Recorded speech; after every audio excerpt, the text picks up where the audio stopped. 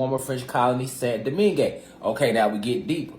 Okay, so her husband, all right, was one of the refugees that fought in the Haitian Revolution. Okay, now if you know anything about the Haitian Revolution, that's my past life.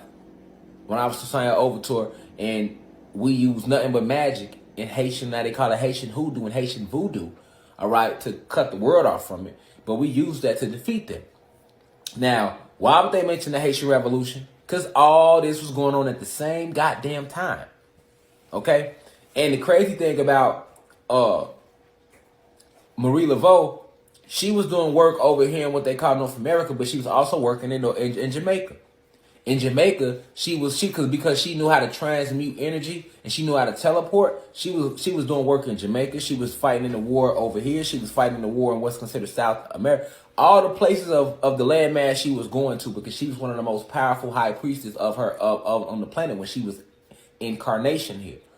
Marie Laveau, and that's because she come from the roots of a dead that was a pharaoh. So that's one of the, a spiritual master. You have to be a master.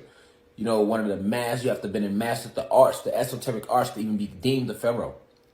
And her mom was considered literally one of the high priest of high priestesses. So when you think of a high priestess or a high priest, these are like this who you go to, when people be in Ifa, right? They go to high priestess, right? They go to people who have a divine connection to the spiritual realm that other individuals do not have or cannot attain.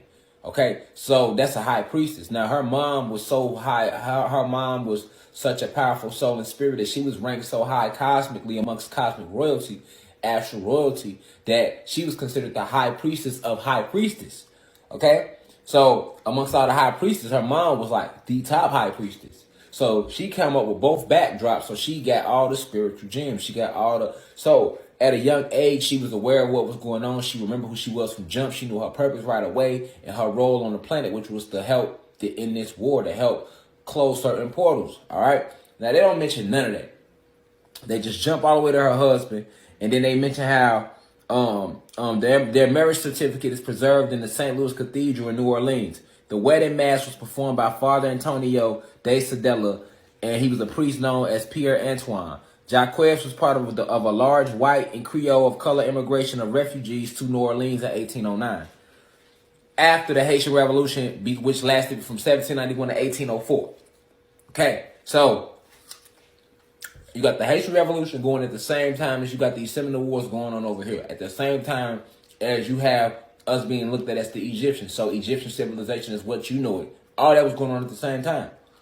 But to divide us and hide history from us, they put this shit in different time stamps.